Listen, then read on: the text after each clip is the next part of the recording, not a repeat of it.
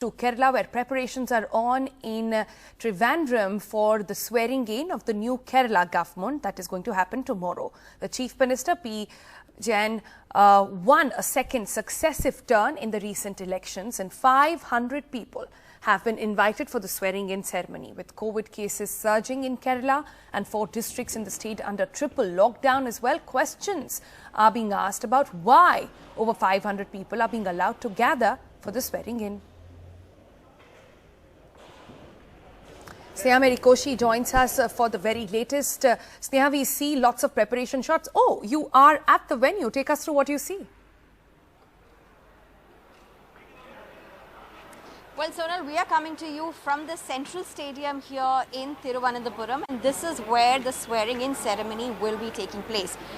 In fact, that's the main screen and the main platform that you see. This will be where the main event will be happening. On either sides, you also see multiple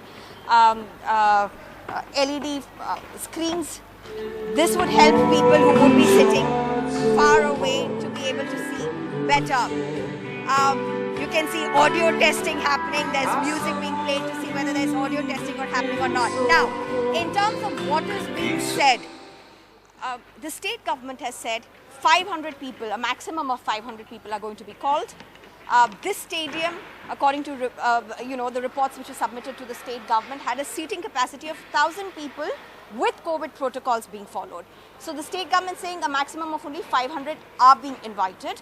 Out of this, as we know, UDF has already said they will not be physically present for the swearing-in ceremony.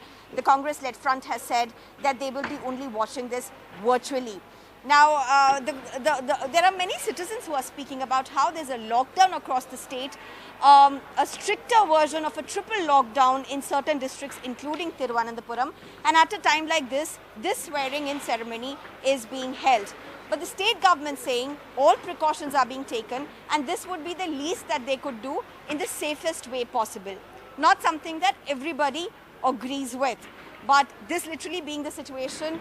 Cases, the test positivity rate in Kerala has seen a marginal decline, which does bring in some respite. But the lockdown in Kerala will continue till the 23rd of May. This massive swearing-in celebrations and ceremony seems to be going on in full swing despite the numbers escalating over there.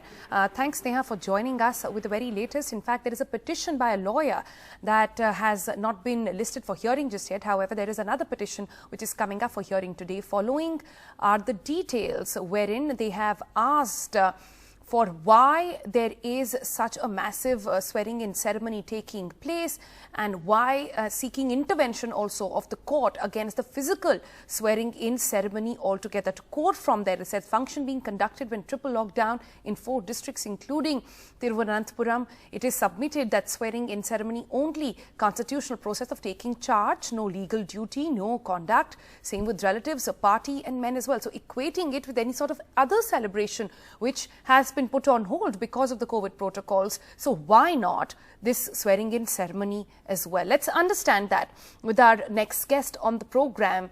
We've joined by Dr. Gopi Kumar, the State Secretary, the Indian Medical Association. Thank you so much for your time, Doc. Just want to start by asking you the obvious. The petition there, now courts being asked to intervene on something which many would say should have been a logical conclusion. The fact that if you are not allowing people to get together, why should a government and a party get together to celebrate their victory in a way? And even the swearing-in could have been a virtual one. Yeah. Actually, the second wave is very fearful now. And that is one of the reasons is because of that active participation of the political parties in the elections. So we know that this fearful spread is because the virus is very active, and also there is no lack of the break the chain contents like the hand sanitization, the social distancing, this and that. And now the Kerala government has put on the lockdown on the state, and triple lockdown in 4 districts, which is showing a very high positivity rate, especially in certain pockets. It's almost 80%, 90% test positivity rates in certain districts. So in such a situation, even the gathering of 3 or 4 people seems to be very very dangerous to have the spread of the virus. And now that is why Indian Medical Association requested the government to make it as a on a virtual platform, so that there is no gathering of people. Now we have restricted the death ceremony to 20 people, the marriage ceremony to 50 people or less. But then you have that 500 numbers in the swearing-in ceremony, which is definitely going to spread because the virus is so very fiercely active. That is why. Even the news is coming out, I'm not sure whether it's true or not. One of the employees in that particular venue has tested positive for COVID. So that way, there is a very high risk for contracting the disease during the swearing-in ceremony, because we know if one person in a family gets COVID at this particular second wave, all the members of that family gets positive. So that is the way it is being spread.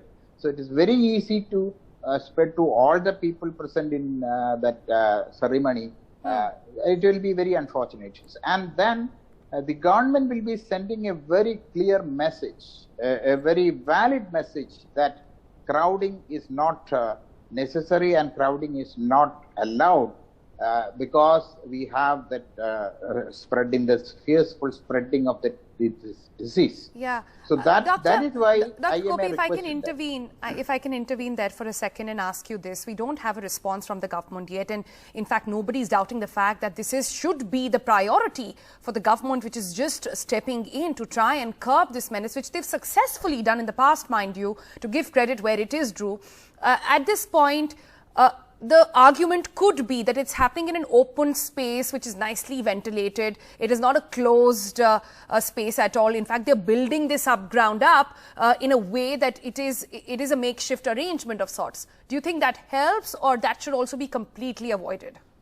It helps. Of course it helps, because we recommend open spaces rather than closed spaces. It's not being done this is being done in a very open space. That is right. But look at the people who are coming over there. There will be many of the, good number of percentage will be in the highest group, like the Chief Minister and many of the ministers, and those who, the family members, probably, they say that the family members are not allowed, but still there may be a few people. So a percentage of people will be high risk group as well. And then even if it is an open space, when there are a more number of people, there is very high risk of spreading the disease that we have to understand. That is why Indian Medical Association requested the government to make it. And maybe if Constitution demands, the ministers and governor, they can be present at that. Then it will be around 20-21 people only, not like 500 people. Right. So maybe up to 50 you can allow. But then this will be a very high risky venture. That is what we feel.